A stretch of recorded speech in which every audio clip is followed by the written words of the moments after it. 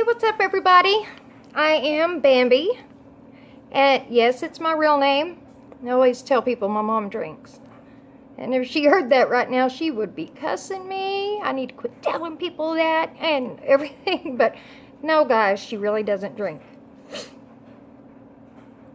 Anyway, I am making this video today with the encouragement from my best friend, my best guy friend. It's been something that's been bothering me for a long time, and talking to him about it last night, he encouraged me that maybe I should do it. So I'm doing it. Today is actually May 21st, 2018. I have two boys. One's 16, he'll be turning 17 this year. And today is my second one's 14th birthday. 14 years old. You'll have to excuse the background noise I got going on here. I've got a dog shaking, I've got the dryer going, and a lazy cat. You won't hear anything out of him unless he jumps up on me in the middle of this video. But he's 14 today. My first son was born at 6 pounds, 13 ounces. 19 3/4 inches long. My Kaden was born at 7 pounds 6 ounces, 19 3/4 inches long. He got red hair and brown eyes from who I don't know. But man, he had a temper. Still, I don't know where he got that from either. Don't know. Whenever he was born, we were out of the hospital in regular 2 or 3 days, even with the health problems that I had. Both boys required me to be put on bed rest. Both of them, I had gestational diabetes. I had preeclampsia, severe preeclampsia. Horribly bad anemia. I mean, it was bad. Both times, it was really bad. So, whenever Kaden was born, he was born in May. I had my tubes tied in July. 2 boys, done. I was the only one that had the boys in, well, my twin brother, yes, I'm a twin. I had the first and third grandson. Bo had the middle one, slacker. And anyway, now my sister's got another son of her own after having 3 girls. So, yeah, needless to say, my mom's a happy camper. She's got a lot of grandkids. Now she's got great grandkids. But the thing is that after Kaden was born, his father and I, who we called Orange, that's what we called him. I'm not just making some fake name for the video. Orange was working. I needed to be working too. There was 2 kids. 2 kids. And no, Orange was not the father of Gunner. But, my best friend at the time was working at Dairy Queen. She managed it. So we came up with a plan where I could work before the 6-week deadline. She would just put me on light duty, doing things like the drive-through or whatever to make some extra money. Let's see, I went in. Nobody actually, after I was there for a little bit, people knew that I was there before my release date, but still, light duty, everything went fine. And on September 3rd, 2004, I went to work. Gunner's birthday was going to be the very next day, so I had to get up. They'd called me into work, and I had to shoot by to this cake pan rental place there in Amarillo, where I'm from, Texas. I had to shoot by there to get the pan and get to work, since they called me in early. And it was probably around 2 o'clock, I guess, or so. No, I take that back. It was about 3. It was about 3 o'clock. I was working the drive-through there. And, somebody earlier that morning had left their change. It was like $2 or $3 left over. I had it set next to my register all day. from that morning. And I kept making jokes to everybody that, okay, you know, if they don't show up in an hour, they've got this long, I'm gonna pocket that money, I'm gonna pocket that money. We were all laughing. All day long, that money stayed there. Well, finally, I told them, I was like, okay, that's it. Pulled it, I was like, that's Coke money. I can go get me a Coke. Put it in my pocket. People laughed it off. You know, that the customer that left the money never called, never came back, nothing. So apparently it wasn't that big a deal to them. I'm a poor girl, so a couple of bucks, especially if it's for a fountain drink. Yeah. Anyway, at about 3 o'clock or so, I was working drive-through, and we were getting where we were pretty dead. There was some customers in there, not very many. And these two cops came in. I looked at them, I smiled, they smiled back. I was doing ice creams and stuff, handing stuff out. Well, they walked to the back with my manager. And here in a second, one of the girls I work with, who I cannot think of her name whatsoever right now, she came walking out and she said, Billy, who was our boss, told me to get your headset. And I was like, all right, you know. Handed her my headset and she's like, Billy wants to talk to you back there. So I started walking back there and there were the two cops standing there. My first thought was, okay, look, it is $2. I will give that back to you right now. You know, don't do anything rash. It was just $2. You know, I was panicking. In my head, I was panicking. Keep following with the vlogs. You'll see my head is kind of... Anyway. I went back there, and when I saw them and they asked me if I was Bambi, first thought in my head was it was my parents. Something happened to my parents, you know. And I said, yes, I'm Bambi, and I'm looking at him. And he said, can you go ahead and have a seat right here? So I turned around to sit down, and as I was sitting down, I started thinking, my brother. My twin brother at the time was on Plainview Fire Department. And I thought, oh, God, something's happened to him. You know. And I remember sitting there, I was looking at him, sitting down. And both those cops, one of them looked at me and he said, ma'am. And he kind of paused, you know, and I'm looking at him. And I'm thinking, you know, what happened to Bo? What happened to my mom? What happened to whatever? He said, we've come to get you to let you know that your son has passed away. Yeah. I immediately covered my mouth and I looked at him and I said, which one? Those officers didn't know about Gunner. Didn't know about him. And he kind of looked at me and he did this and he said, you have more than one? So immediate panic and just ultimately being pissed off that they didn't have enough information, I screamed at him, you know. I was like, yes! At him. And he said, ma'am, I don't know. All we know is that you're 3-month-old. My Kaden. He would have been 14 today. But at 3 months, 13 days old, he became an angel instead. Now, I have a lot of heart for, you know, cops, you know, just first responders, period, a lot. Because that's not a job that those cops want to do. I remember my boss handed me my purse. And as I stood up, it was just like being in a bad dream. They were walking me out past the customers who I had just been joking with. The people I was working with, who I was also joking with at the time. Everything was a perfect day, and he was at home with his dad. Gunner was actually at home with his dad for visitation. So they handed me my purse, and I held it to my chest, still not seeming like it was real. It was not real. You know, they got the wrong person. They've got the wrong person. That's not possible. Just let me call. And I remember hearing the change in the bottom of my purse shaking and rattling in there so bad because I couldn't quit trembling myself. And if anybody knows Amarillo, Texas, whenever we were leaving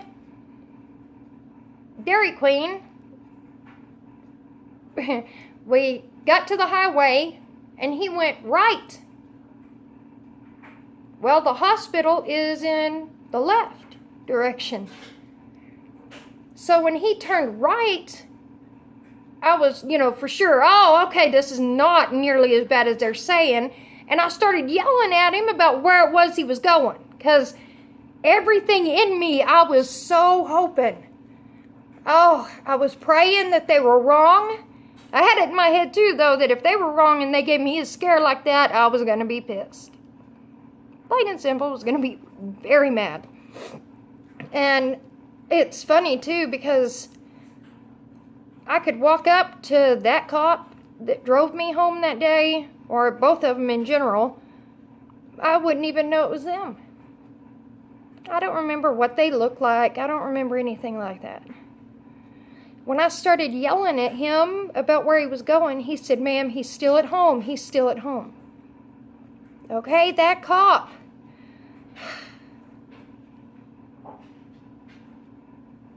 In a way,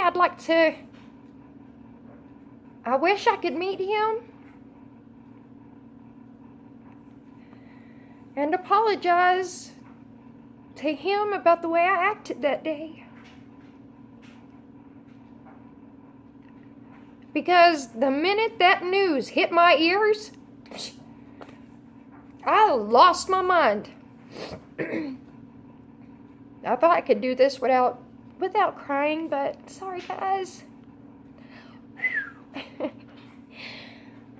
And it seemed like, oh my gosh, it seemed like that drive home took forever. And I kept sitting there thinking, you are a cop, turn your lights on and go.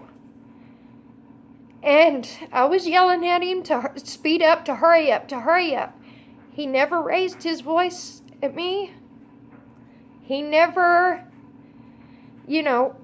got an attitude with me at all. He just kept saying, "I'm going, ma'am, I'm going, I'm going."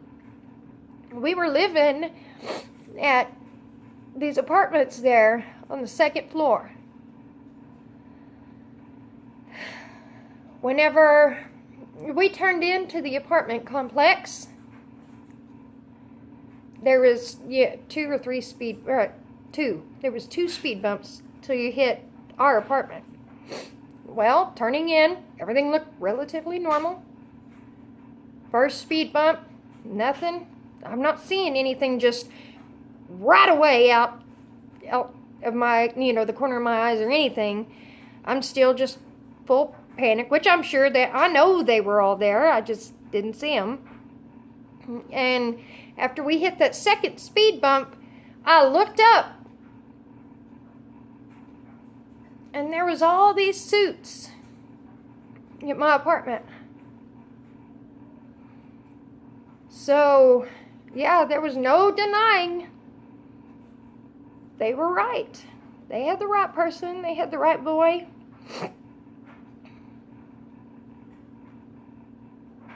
And whenever I saw all those cops and all those detectives and everything at my house, I broke down.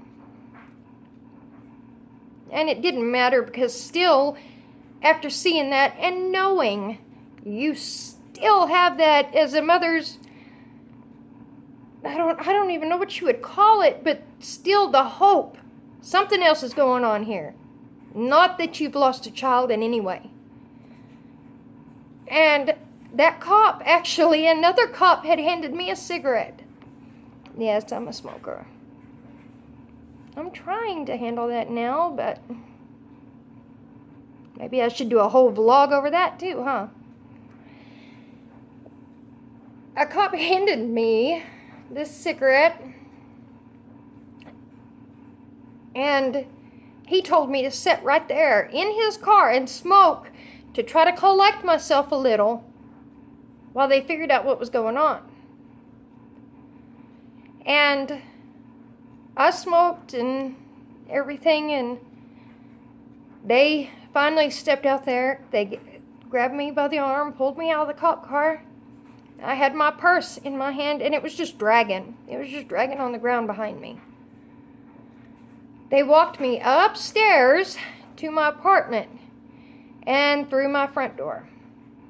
Whenever I stepped in there, I looked directly into our little dining room kitchen area, and there was Orange with his hands on his legs and his head down. And I said, "Orange," at him when I stepped in there, and he stepped up and just ran over there and grabbed me. And he grabbed me and he held me so hard. I lost it again. I dropped my purse. I almost collapsed right there in his arms. And I kept saying, "Where is he? Where is he? Where is he?" I kept thinking, let me see him and I can make it better. Moms make it better. They wouldn't let me see him. He was in the bedroom. So immediately, just like with what I said, moms make it better. I had to call my mom. And I had to call her at work. I didn't even remember until it was told to me later what I had said when she answered the phone.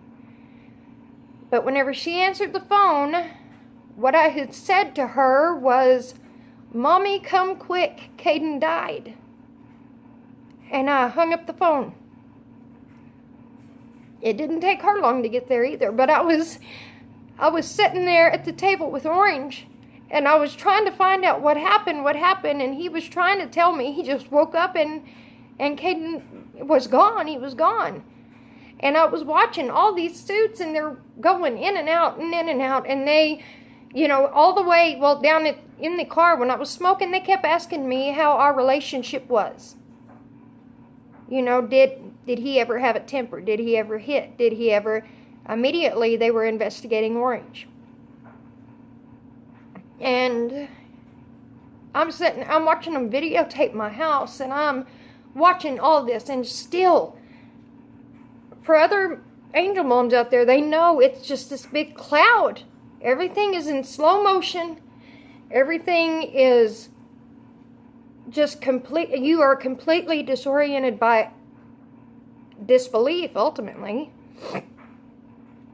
And I was somebody who thought, I knew of S.I.D.S, sudden infant death syndrome. For those of you who may not know, crib death is what it was known for back in the day. I'd heard of that with Gunner, and I was always checking, neurotic, first time on, checking, making sure he's breathing.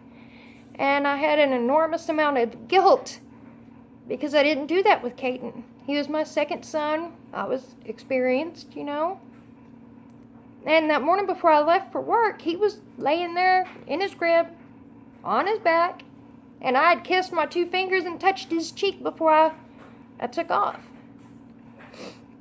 I had to call Gunner's dad and tell him, "Do not bring Gunner home. I've got suits here, Kaden passed away and everything." Well, after doing all that, a cop stepped in and he said, "There is a lady here, says she's your mom." So I jumped up and I went right outside. My mom, every time she came over, she struggled with those stairs so bad because of her knees and everything.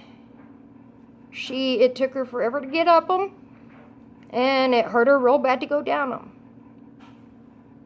That day, whenever I hit that front door, she met me midway up those stairs. It didn't matter to her. It wasn't even a question. She was going to get to her daughter for losing her son. And that's where, I also learned of double grief. And that's where, a grandparent hurts the loss of their grandchild, but also hurts for the hurt of their child. I learned that in my little S.I.D.S group that I joined shortly after. But they took us back in, and they said they are about to bring Kaden out. Would you like to see him? Of course, yes, I do. I want to see him. You know, you're not going to be satisfied unless you see it for yourself. And Orange sat on the couch. Or I'm sorry, it was my mom, me, and Orange. And I just couldn't quit crying, you know, and they were trying to console me. And paramedic came walking out, and he was holding just a little tiny sheet.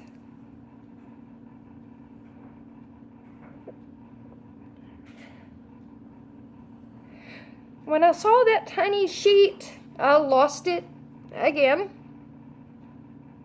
And he walked over there, and he uncovered Kaden's little head. And I could see him, 3 months old. He did look like he was sleeping, except he had, you know, the veins showing up on his little face and everything. And that cop bent him down to me, or that EMT, I'm not even sure which one, bent down to hold him down there toward me. And I touched his little orange-colored hair like his mama. I touched him, and I kissed him. And that guy immediately had to pull him away and get him out because I wasn't allowed to touch him anymore. Not while they were holding that investigation. I'm sorry. And,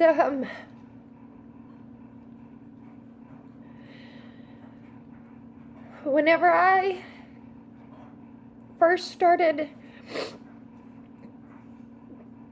talking about, you know, my story to pregnant teenage girls in high school and things like that, I would tell them my story, and I would tell them, your life changes considerably when you have a baby. That's, I mean, hands down, everything changes. But nothing like it does when you lose one. I'm not nearly the same person I used to be, and I've went through a lot in the past 14 years. I have went through a lot. I'm not gonna lie. And the next morning, I mean, my entire family was there. Apparently I was just walking around in ghost mode, you know, and talking to him every time, you know, this is the time he would eat, this is the time he would take a bath, this is the time. I don't remember any of that. The next morning, I woke up to them calling me because they took Kaden immediately to Lubbock for autopsy. And they had taken, you know, the sheets off the bed, his bottles, they had taken everything. Well, the next morning, I woke up to them calling. I couldn't even open my eyes were swollen shut. They called me to tell me that he was on his way back to the funeral home and that I could go up there and see him if I wanted to. The autopsy was complete. And they couldn't find cause of death. S.I.D.S.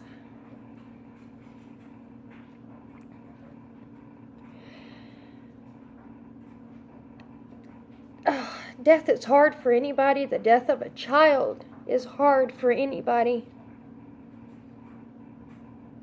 And it hitting suddenly like that, just out of the blue, with a healthy baby. He was healthy. Healthy weight, healthy everything. He was healthy. And just, boom, became an angel. That quick. I actually, I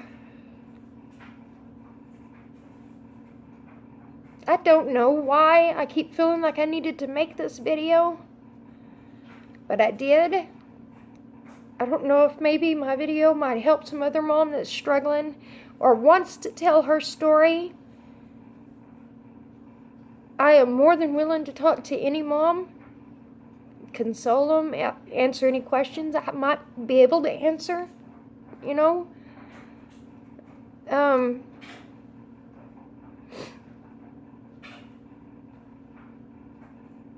Today, he would have been 14 years old. In 14 years, he passed away in September, and I had my very first seizure in November. Years and years later, all my teeth are actually fake because I busted them out due to a seizure at work. They don't know the reason for my seizures at all. But you can actually look up the fact that grieving moms and mothers of angels, they can develop health issues and health problems because the grief is so heavy on them. That is something that I'm trying to explore at this point. I have always been. I keep getting answers like, I don't know. Doctors saying, I don't know. I have marks on my brain that they are calling white matter disease. And all I can keep thinking is, are there other moms out there that developed epilepsy? That developed, any kind of health issue whatsoever? Because I would like to know if they did. Kaden is always in my heart. Always on my mind. I'm talking to him in my head all the time. And he was here too. He was real. I held him, I kissed him, I smelled him. And now all that's there to show for it is a headstone and an autopsy report. And I don't know if you guys if I can show this without it being glaring, but you can see on here, cause of death, undetermined cause. That's all you get on there. I've learned the risk factors of S.I.D.S and try to educate people on that. I have heard other moms' stories, and critical age so far is between 2 and 4 months. Another thing they won't tell you is that when you lose a child, people completely change on you also. I was treated for a while like I was contagious. I could not be around other people's babies because I might cause them to die.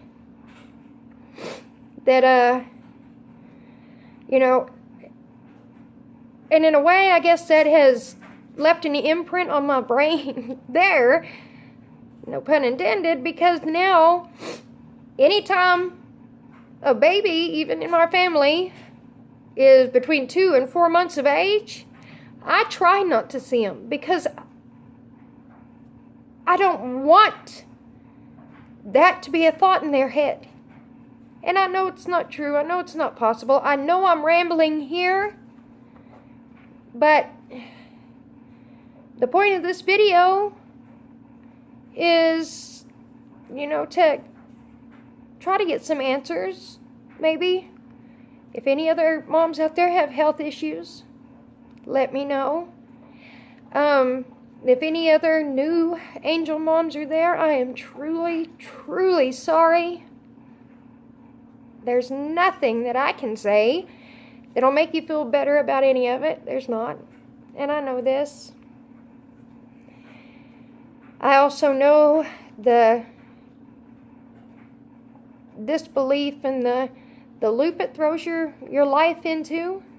I myself have went to the pavilion twice. Because also, after losing Kaden, my ex-husband got custody of my 3-year-old. They took him too because I wasn't handling my grief right. Judge's words, not mine.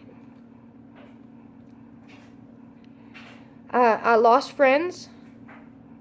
There's family that I haven't even seen since Kaden's funeral. I went through many, many years of just, I didn't care. Gunnar was with his dad. They didn't give a shit about me. Kaden was gone. Of course, Orange and I split up later. Come to find out, most parents that lose a child never stay together. And going to the pavilion, I became addicted to hydrocodone for a long time because I felt like I was grieving so much and hurt so much that other people didn't want to be around me, to wallow in that at all. So I found out that hydrocodone also cured more than physical pain. And that became an issue. I lost my mind for 6 years before it hit me that was enough. Kaden would not want to see his mama that way. Gunnar was getting old enough to understand, and I didn't want him to know his mama that way. I've never lied to him. He knows. He does know, but, I did my best to not let him see any of it. Gunnar, for a long time, was afraid to ask me any questions about Kaden because I would start crying. Can't help it sometimes. And like I said, I know I'm rambling, but please, if there's any moms out there that can talk to me about any health issues, if there are any new moms out there that need somebody to talk to, message me, comment me. You can find me on Facebook. I'm more than willing to team up here. And happy birthday to my Kaden baby. Happy heavenly birthday. Mama loves you more than you will ever know. Thanks for listening, guys.